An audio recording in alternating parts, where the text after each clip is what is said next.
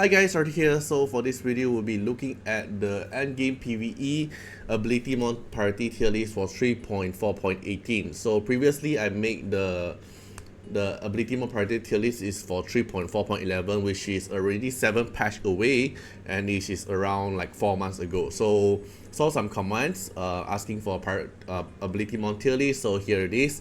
This tier list here is more focus on only PvE content. Purely for PvE content, we're not going to include PvP.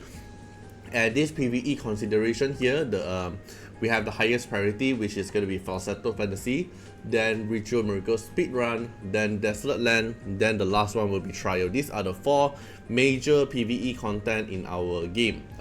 If we don't count as like the event based like Toss Dragon, like Calamity Island, all these things we're not going to include in. We're not going to include the Infinity Tower, we're not going to include the story stages as well. This one here is more towards into the end game. So this tier list here is the previous one, which are without update, right?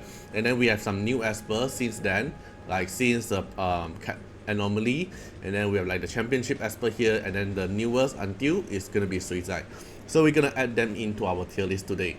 So the first one here I'm going to go through is going to be Eugene. So Eugene is the Esper that is going to be one of our meta PvE Esper. She works perfectly well with Luang as well. So in my opinion, I'll put her at the highest priority as well.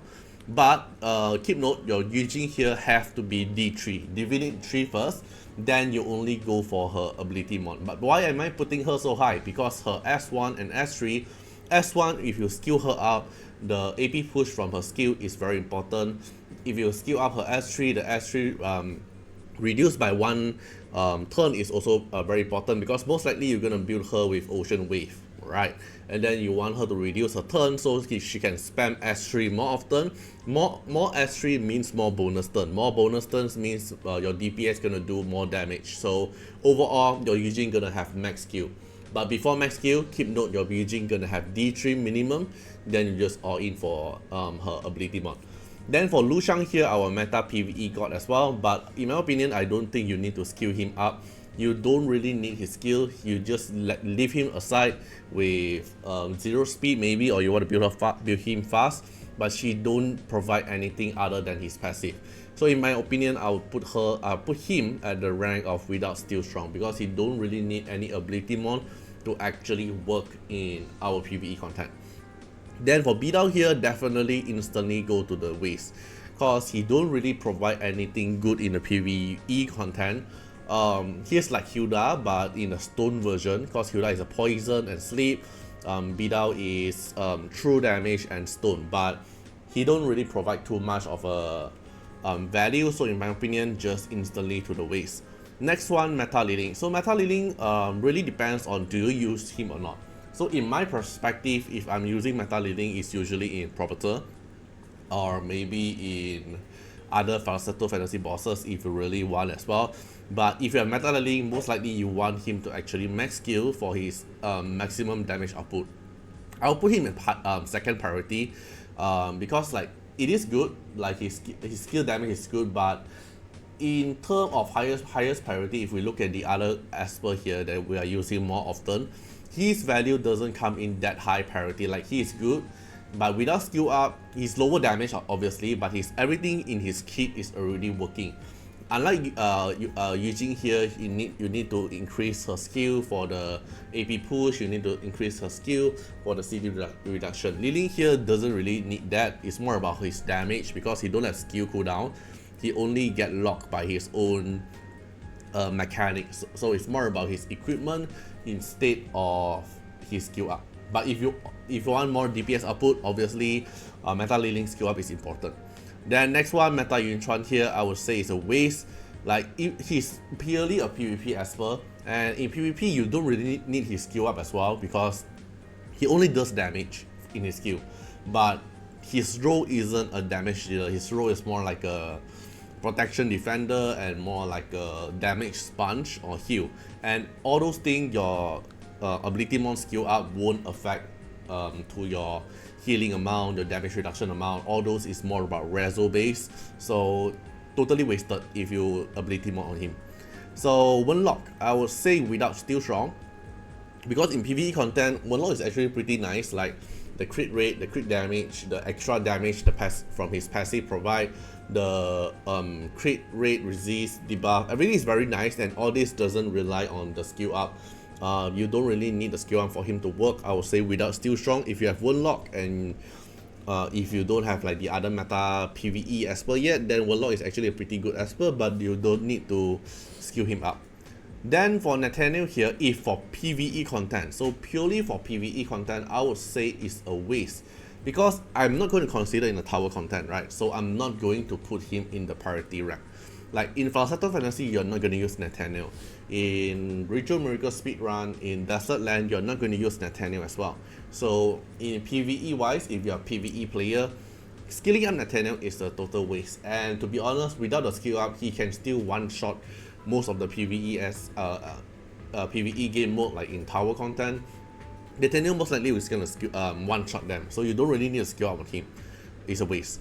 Then for Yuki here, Yuki here is not important as well for skill up, because all her damage comes from the Blizzard Warning, and Blizzard Warning doesn't need skill up. It's about her passive, and the skill up is more about for her S1 and S3, but you don't need her S1 to S3 to do damage as well. And in PvE content, you're not going to use Yuki as well, so I will put Yuki here at waste, because we are not going to consider the tower content. We are not going to consider story stage content, which she is very good at. So in terms of the other priority that we are considering, is a waste on putting ability on her for PvE content.